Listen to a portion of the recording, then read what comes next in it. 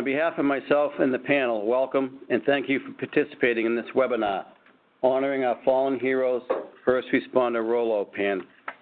It's one in which we believe hits home for all of us in the public works profession. My name is Bill Hadley, and I retired 2.5 years ago as Director of Lexington, Mass. Public Works. In 2013, I was recognized as a top 10 public works leader. Also participating in this webinar are Tom Collins, retired Director from Natick, Mass. Public Works, and a top 10 public works leader in 2015. Rick Stinson, current Public Works Director in Wakefield, Mass. Rick served 6 years as Region 1 Director of the American Public Works Association and is a top 10 public works leader in 2003. Rick Mercer, current Public Works Director in Needham, Mass., is a top 10 public works leader in 2005. And Chip Barrett, current Superintendent of Highway in Westford, Massachusetts, and a 2018 top 10 public works leader. I want to thank them for taking time out of their day. We, as public works professionals, are first responders, just as police and fire are. In fact, we are the professionals who tell residents to shelter in place when we are out there in severe weather conditions, and depending upon where you live, it could be floods, hurricanes, landslides, blizzards, or ice storms. Well, we tell residents to shelter in place. We are the ones out there in the extreme conditions providing essential public services such as keeping roads passable and to assure our first responder partners, police and fire, have the ability to perform their own emergency services.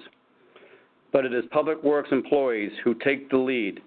We are the silent arm of public safety. Not only do loved ones of police and firefighters expect them to return home after the end of their shift, so do our families, the loved ones of public works employees. We too expect our loved ones to return home after their shift is over. Unfortunately, since 2011, the New England chapter has lost 9 public works professionals who did not return at the end of their shift and were killed in the line of duty. In 2011, father, Michael J. Garofano of Rutland, Vermont Public Works, and his son, Michael, died during Hurricane Irene while checking the outfall tunnel and was swept away and drowned. In 2014, Michael McDonald, Jr., Natick, Mass. Public Works, died while he was repairing a water break when a backhoe fell into the trench. In 2015, David Risden of Toland, Connecticut Public Works, died filling potholes when the truck backed up hitting him. In 2017, Robert Cabral from Newton, Mass. Public Works died from a medical emergency while on the job. In 2017, Warren Cowles from Longmeadow, Mass. Public Works died while plowing snow. He was hit by an oncoming train. In fact, during the day, East Longmeadow community was told there would be no train running during the day. In 2017, David McAdams of Newton, Mass. Public Works died of a medical emergency. In 2017, Robert Callery of Boston, Mass. Public Works died of a medical emergency. In 2017, David Fisk of Plainville, Mass. Public Works died while mowing grass on a side hill along the highway, and the machine tipped over him. And just last week, John Doherty of Melrose, Mass. Public Works died while removing a piece of equipment from his 1-ton, and he slipped, landing on his head. Police and firefighters have a protocol all established when one of their own die in the line of duty. We don't. Well, until now, we didn't. It was the death of Michael J. Garofano and his son in 2011 that was the genesis of the New England chapter's discussion on what we can do to honor these public works employees who died in the line of duty with the respect and dignity they and their families deserve. This is what this webinar is all about. Rick, Tom, Chip, and Rick will now discuss how we were able to manifest the respect and dignity these 9 employees deserve, from the personal perspective to the public relations to logistics to how we create an NSOP and how do we create awareness. Next slide.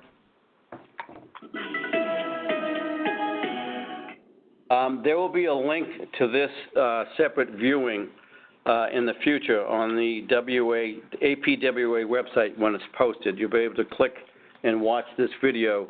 It shows 3 different funeral processions that the New England chapter participated, and we were fortunate to have great media coverage.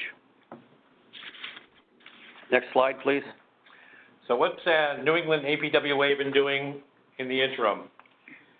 Since the untimely losses experienced in 2011 in Vermont, there was an acknowledgement of a need to better recognize and acknowledge and pay tribute to these public works professionals. The experiences in Natick, Mass., Tolland, Connecticut, the chapter realized the power a tribute can have on the family, the department that's been affected, and the community that this individual serves. I also need to recognize how involved and complex the process and procedures were. We effectively were going by the seat of our pants the first time that we had attempted this. Fortunately, we have a great group of folks that can work and communicate together, and we're able to pretty much collaborate with the police and fire departments and funeral directors and such during the Natick event, which was our first major tribute to a fallen hero. Most importantly, the factor of timing.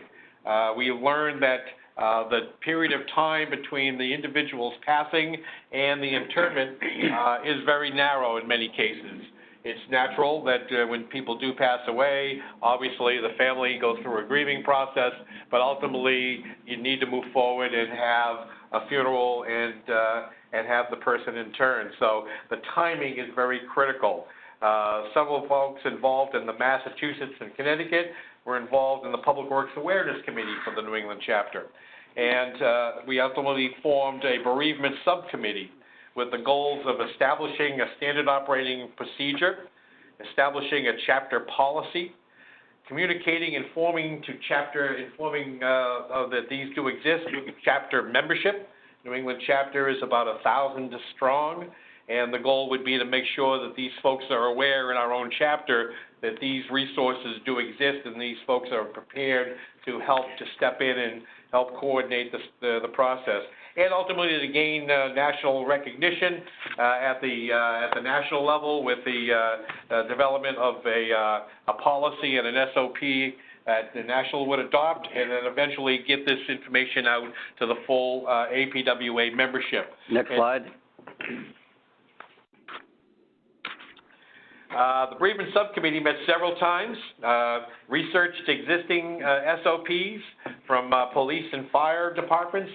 Clearly you see when there's an occurrence when there's a firefighter or a police officer that's been lost in the line of duty, there is a major turnout of folks that will come and will undertake the process of the funeral processions. You see a large turnout. Folks come from all over the region, in some cases all over the country.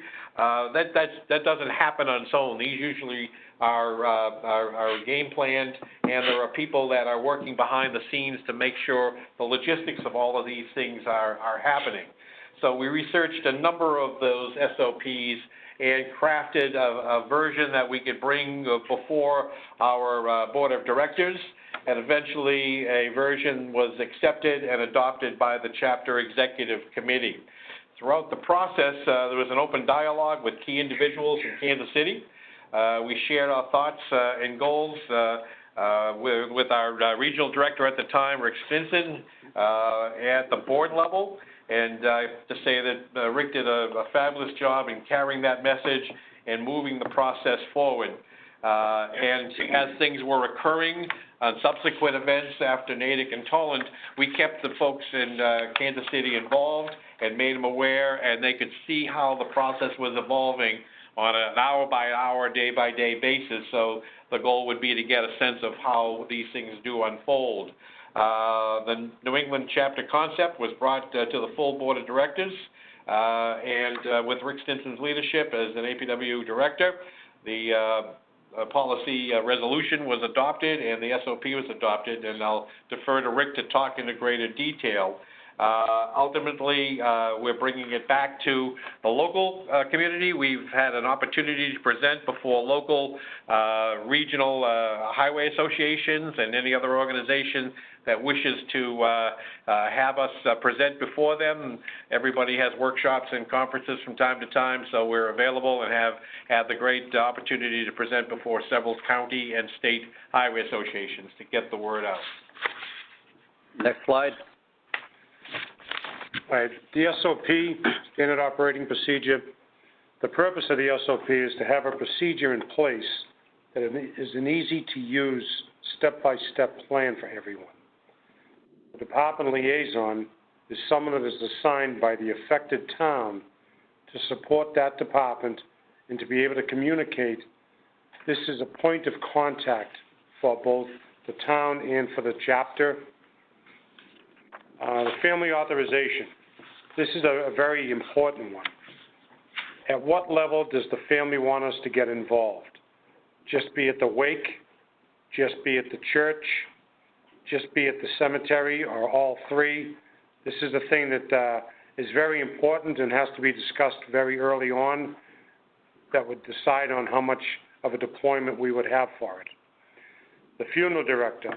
This is absolutely the key person in the process of the planning, the staging, the cemetery route, the motorcade and all that. Moving forward, he is the absolute #1 key person. Next slide, please. Moving forward with the SOP, no two of these situations are the same. Each situation takes on its own life and its own characteristics. There may be nothing that the chapter gets involved in, or it may be very, very involved. Moving forward, you set up communications with the DPW director or person in charge of that division. You work through him to get in touch with the family and find out what the wishes are. The wishes are to move forward with a true dedicated funeral observation of the untimely passing of the employee. Then many steps then fall into place. As Tom said, the important key people in this are the funeral director and chief of police or the liaison from the police department. You are going to want to make sure that you've covered all bases. If you do go through with a full-blown tribute to the fallen employee, then you want to make sure that you have sufficient area for staging of vehicles that will be in a procession.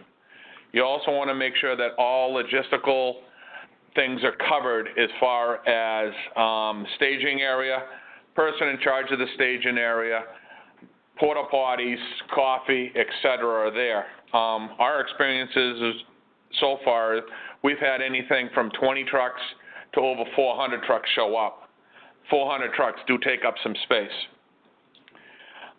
The next thing that you want to do is go into protocol, working closely with the funeral director, the DPW director from the town or city or agency, and the police. You want to go into a protocol of how you're going to put this whole thing into action. Again, no two situations are the same. You need to be able to move those vehicles efficiently into a area of respect. It may be just a pass by the church and a show of support at the cemetery.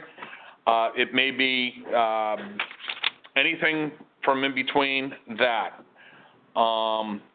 Moving forward, if you are at the church, again, the logistics of working with the police department to stage and the wishes of the family of how that is handled must be taken into consideration. Moving forward to a graveside ceremony, again, the logistics of the cemetery, the logistics of parking these vehicles, the logistics of the proper honoring of our fallen hero is extremely important. in the last few that we have done, it's been a great honor to oversee and observe the conduct of Public Works employees when one of their friends has passed. And one of the things that we do is anytime that the family is present or a procession, we always put our hands over our hearts and take our hats off. That's the least that we can do. The other part of the SOP that's important is spreading the word, is bringing in people to help you. None of these liaisons should be a one-person job. It should be a team effort and work as a team effort. Spreading the word is very, very important. Getting that word out. It may be several agencies that you may want to get the word out, maybe other organizations. It may be the news media via newspaper, local newspaper, and or television. Each one of these organizations has helped in the past to muster a very, very strong show of support. With that, I'm going to pass it on to the next slide. Okay, thank you. This is Rick Stinson, and I just wanted to kind of summarize some of the things in the policy, which I believe is available online on the national webpage. But prior to June of 2017, we had, unfortunately, a number of fallen heroes, and a number of people worked closely to recognize those individuals. But it needed to go farther than that. And so just prior to June of 2017, I began talking with the executive director and other APWA staff about what we could do. And in June, I brought forward to the board a Public Works Fallen Heroes draft resolution. And that resolution was approved in August of 2017. So it is in place. It also included, as part of the resolution, the standard operating procedure that the New England chapter adopted. Some of the things in the resolution include notification, meaning APWA staff will assist chapters in notifying the APWA community and really provide that outreach that so we can recognize a person who died while doing their job. There's support and awareness and recognition. So we're working to, and it's for members or non-members. You don't have to be, if you're in the public works profession, and that's pretty much the case with, I think, everyone that has unfortunately passed away within the New England chapter. They may work or not work for someone who's a member, but they're generally not a member, and they have, fallen, and so they need support. So we do support. We provide awareness to that person, and to the public works profession, and to other associations, and that works closely between the chapter and also the national APWA. I think everyone needs to work together, and you need to work with other associations in your area. One of the things that happened, and a lot of these things are really starting to fall in place, and that was realized at PWX this year and at the Snow Conference, but also with this most recent tragic event that we had. The PWX and at the Snow Conference, APWA will recognize those fallen heroes that have lost their lives while doing their job. And that's a big thing. This year at PWX, you saw a video there, and moving forward, that will continue. How that will continue will be probably a topic of discussion. Is it, does it cover everybody, or does it just cover those who passed away during that year? I'm sure it's all news, so those will be things that will be discussed. The Public Works Wall of Remembrance, which is, the intent is to, at some point, have a wall of remembrance either in Kansas City or in Washington, D.C. However, I got to give really a thank you and a hats off to staff.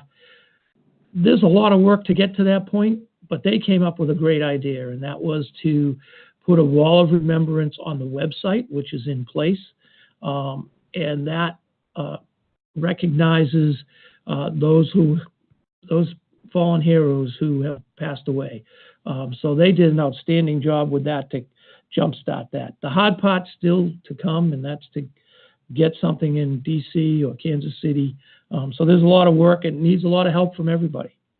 We talked about the standing operating procedure. That's been adopted.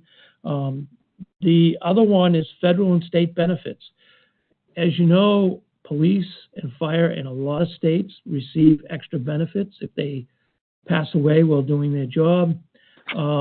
We don't have that for Public Works, and there's also national ones. We need to really, and Tom Collins will talk about this a little more, but that's part of the policy, is to get to that point. And finally, just to add a couple things so it's not missed, in participating in a few, and the most recent one, participating a lot, it really takes everybody working together. You can't have, to pull something off to recognize someone, it takes a lot of people, and people who jump in and just do it, and you don't have to worry about them because you have a very short window. So it's very important. Thank you. Next slide. I was going to say, Okay. back. This is Tom Collins. I'm still speaking on survivor benefits that Rick just spoke about. As you can see on that slide, that slide. Since 1996, the New York Sanitation Department has lost 21 sanitation workers. Now remember, that's just the Sanitation Department in the City of New York Public Works Department. In that, since that has happened, the New York governor signed a bill in December of 2017 increasing the sanitation workers' benefit to the spouses and children up to the age of 25 at 100% of the annual salary of the deceased member. This is the same benefit as the police and the fire and correctional officers. And that was also retroactive back to November 1st of 1996 for all 21 families that were involved. And this is only New York. So as you can see with the police and the fire, we are getting there, but it's something that every city, every state has to work on to get it inclusive in their operation and in their contracts. And I know Rick Stinson will speak a little bit more on this now. Next slide.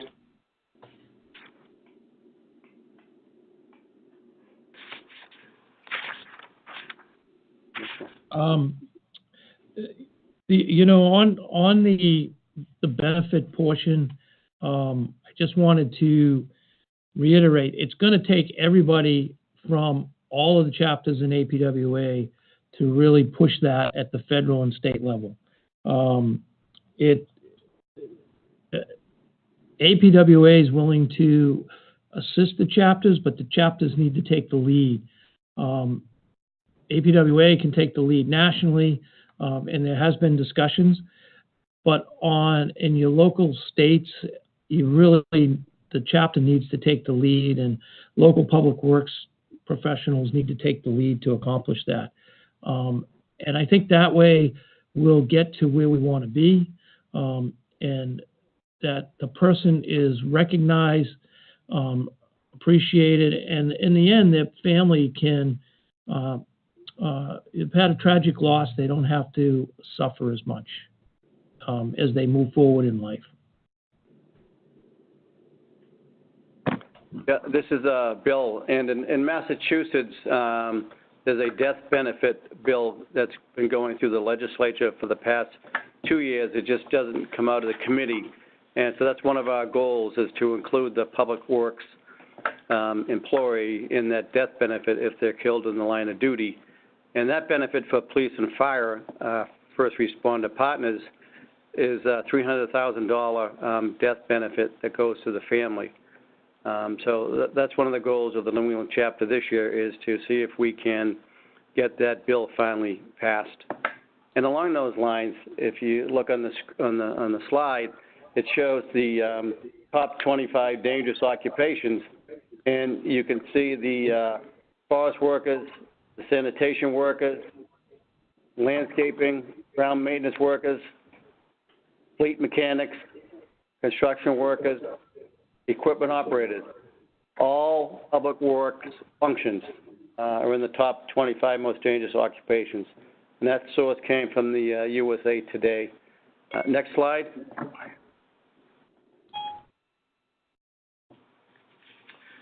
So going forward, what is our goal as a chapter?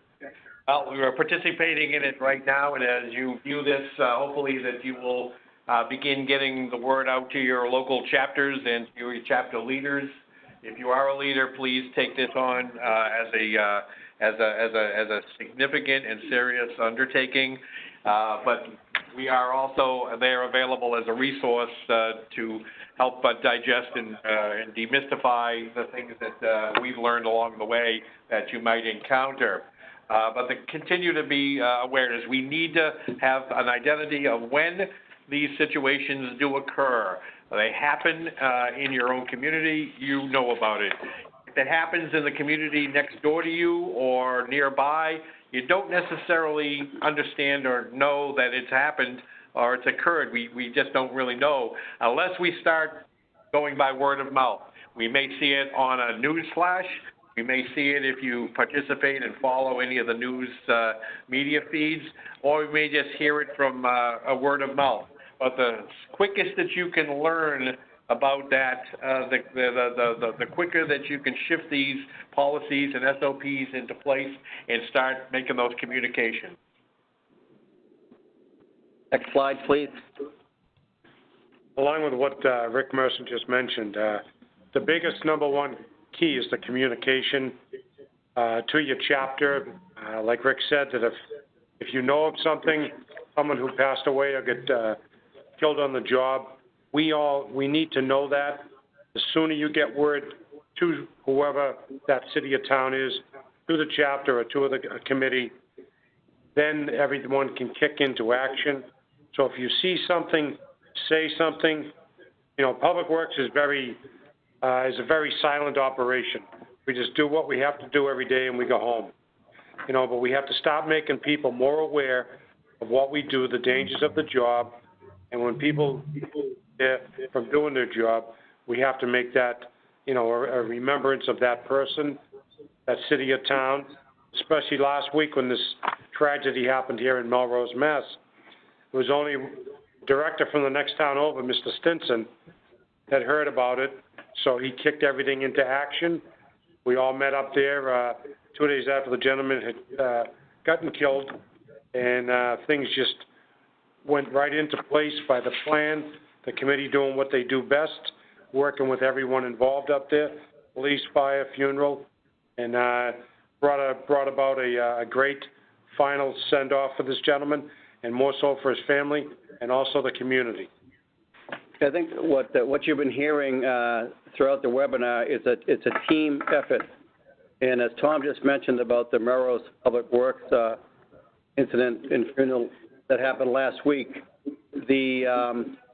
we were called to come to a meeting on Saturday, 5 of us. And what you do is you do that because we want to show the proper respect and dignity to the family. And it was an outpouring of passion and from the DPW community. We also received a letter from the police sergeant that was in the motorcycle brigade, and he sent a letter to Scott Grayson, and I think it might be being posted on the website also, complimenting the professionalism of the Public Works organization, those employees that attended the funeral services for that Melrose Public John Doherty. It brought a tear to his eye, he said, as he drove past the trucks parked on the side of the road with the DPW employees standing erect with their hand over their heart. It says a lot about the profession. It can be successful in showing the proper respect and dignity, and we did a very good job for Mrs. Doherty. Also, you see the police and the fire processions, and there aren't a lot of questions about that. We had an incident in Newton. I just want Chip to talk about that briefly, and I want to give a response to that. But Chip, you want to talk about what happened in Newton? Yeah, thanks, Bill. Chip Barrett. Yeah, I was at the Newton funeral for a gentleman that passed on, and this was one of the ones that we probably had 10 trucks lined up at the cemetery. We lined the path to the interment grave with DPW employees on both sides with hands over their chests, over their hearts, showed the proper respect. Very good turnout, just what the family wanted. Walking back, the usher that was driving the chauffeur that was driving the family limousine looked at me and said, "Who the hell's paying for all this?" I just looked him in the eye and said, "You are. You have paid for this through your taxes. This person died while working for you, and it should be a compliment to the profession and to the person that has passed on to receive this small token of our appreciation." With that, he did get back in his car. Thank you, Bill.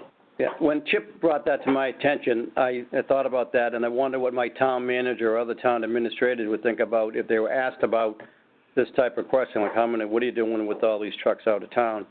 I just want to read the response from my town manager. He says, "The reason for showing respect from Lexington, Mass. At the death of any municipal employee is fairly straightforward. As you know, we rely on other cities and towns for much of what we do as a town government. From sharing people and equipment during emergencies and non-emergencies, to sharing ideas at conferences, to being a consolidated voice at a state house. When we tragically lose a municipal employee, it affects all of us in government. It reminds us of how vulnerable our municipal employees can be, just doing their jobs on behalf of our citizens. When this situation occurs, we have lost one of our own, whether or not the person directly works for Lexington. Sending that message to our colleagues in the other community by participating at the funeral services is not only important, it is the right thing to do." So we have the support from all town administrators and everything. But on next slide.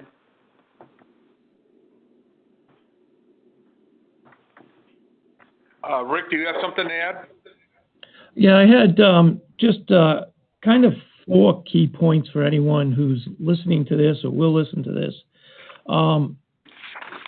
One is when an incident happens and you want to try to do something, I think it's important to remember that no one can do it alone. There are a number of steps, a lot of work, and you're trying to do the right thing. I think the key is that as a profession and individually, we need to step up to the plate and take some action and find out if there is anything we can do and what we can do and what would be appreciated by the family. When I was looking online this past couple weeks ago, I saw a number of public works deaths that I know I had never heard of before and were recent. One was a tree falling on a forestry worker in a state. And those things, someone needs to bring that forward.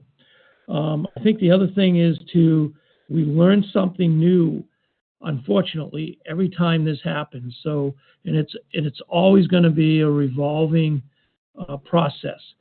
Things will change with each incident, unfortunately, and you just have to deal with it. And as Chip knows, things were changing with the most recent incident. Even that morning, as we were kind of getting everything organized and put in place, there were a number of changes that took place. So we want to do the right thing and move forward, but you have to kind of really just, a lot of ways, go with the flow and make sure that we make it respectful for the family and for the community where the incident occurred.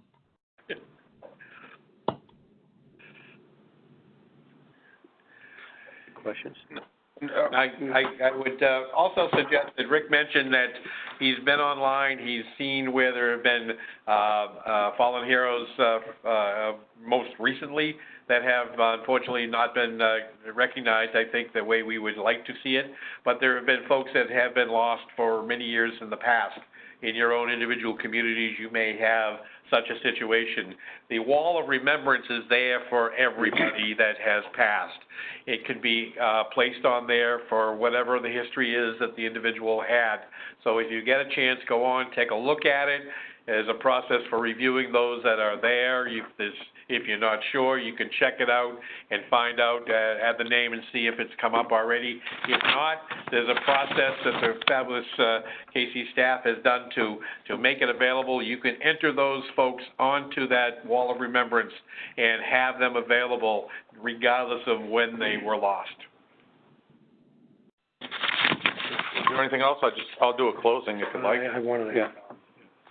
I have a question. Tom's got one more thing that I was going to do a closing before the questions.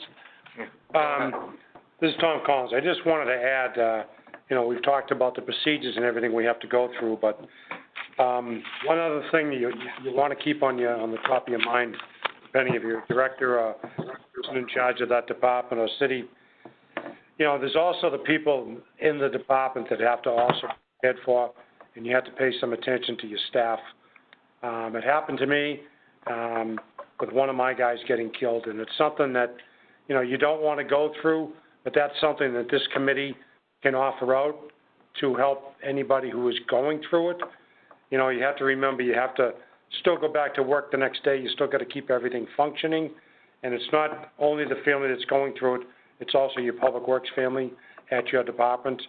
So that's something that this committee has already is aware of, and we've worked through it, and we're more than happy to welcome any questions for that, and phone calls or any communication we can offer. I think this is Bill. I think our contact information is on the New England Chapter's website if you have any other questions for any of us regarding the bereavement. And just in closing, on behalf of the New England Public Works team for the bereavement committee, I'd like to thank APWA for letting us share our experiences to make this profession even better than what it is now. With that, any questions? I have a question. Can you hear me? Yes. This is Eric Puftel representing the Indiana chapter, and thanks to everybody in New England chapter for what you've done with this to date. I do have a question, Owen. For the smaller chapters who read this SOP that you've created, it can be probably intimidating because there's a lot of moving parts to it. And for a small chapter considering implementing this, before they had the chance to go through all the committees and get everything lined up, and should tragedy present itself before all that is in place, can you give me just one or two absolute musts that you would start out with when you have nothing in place if should a tragedy occur? Yes, great question, Chip Barrett. First thing you want to do is get in touch with the Public Works Director or agency supervisor or director. That's imperative. That'll be your conduit to opening the doors for the family, police department, and everything else. This SOP is pretty intense. If you just go and read what the first sentence of each one of the paragraphs is, and you may need to do it, you may not. In each case, we've never done a full-blown SOP. Every one of them is different. So first make contact, find out what they want. It may be You know, it may be almost nothing, or it may be something. Your first place is to start with them, and then start building a team. Once you've got that, get the word out, see something, say something. The pieces almost fall into place. But the Public Works Director would be the number one go-to person. Anybody else? Plus, this is Tom Collins, plus, you know, like Chip says, the Public Works Director, then it would be the funeral home to talk to the family through the director. But the key thing is, you know, you can scale everything down. If it's a very small department, you can just scale it down, have some sort of a professional showing. And the other thing that this committee is great at, we're very good at helping out and advice, so you can always reach out to any one of us. I know you reached out to Rick Merson. So please, anyone out there, you can feel free to contact us. If it's a situation where, God forbid, it's your department that's been affected and somebody's just hearing about this and learning it, is now aware, but hasn't had the time to, you know, go to the website and do the SOP, the first thing is to reach out to a friend. I'm sure that you have a neighboring community that you work closely with, that there's somebody that's connected closely with you that can start that chain of communication and getting the word out that a tragedy has occurred, because I think Tom can describe it more fully. You're involved in your own individual situation. You have the issue of the actual tragedy that's occurred. You have a number of other agencies swirling about trying to investigate the process. You have the family. You got your own staff that are grieving, that are going through it. You don't have a time to stop and read an SOP and say, what do I do next? We're working on a checklist or a simple one sheet that can be available for a quick go-to. Then if that's all you do, you point the individual and say, hey, can you help? I need help. And then somebody will take the ball and begin running with it. And if you are able within your chapter to develop that bench strength, that you don't need to be the small community, you're a bigger organization. Even small chapters have folks that are there and available that you can begin developing that network. And over time, it'll expand and grow. And I think, Eric, thanks for the question. As you mentioned, this SOP can be, it's very comprehensive, it can be daunting, but keep it simple. You know, you don't have to do everything in the SOP. Take what you think fits your situation. As we've mentioned today, every situation is different. None of the ones we've done have been the same. And then you got other communities, like say, Tom Collins' employee died during the winter. He reached out to surrounding communities because we had a snowstorm the next day. And I think we had a water break. He had a water break at another community. So you have all these things that may not be in the SOP and you may not think about, but you will get the help needed. As Rick Stinson mentioned, people will step up once word gets out, but you need to get the word out and take bits and pieces from this SOP that fits your situation. And Eric, this is Tom again. Remember, everything works off of the family. If the family doesn't want anything, then, you know, you're done. If they only want you at the gravesite, that's fine. Don't think you have to do every single step of this procedure. You know, let the family, if they want to do something through the funeral director, suggest what you can do, let them decide, and then take it from there. The funeral directors are the professionals. They do this every day, and they encounter God knows how many various situations, family situations, and they'll, as long as they're aware that there's something that's available to be offered, to be brought up during the planning meetings, then this is really what it is getting to make those contacts. And if the funeral director is aware of it, they can at least reach out and make that offer. There could be circumstances of a negative nature that the family may not want to have a situation, or they just may be totally unaware and would need to digest it a little bit before saying yes. But once they do agree to have something, then it's a matter of managing it through the funeral directors and the other logistical folks that are going to play a part.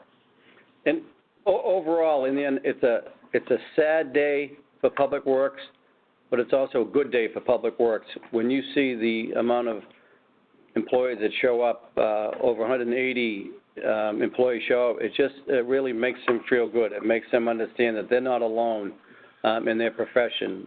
So although we don't like to do this regularly, But overall, when we come together like that, it's good for that profession.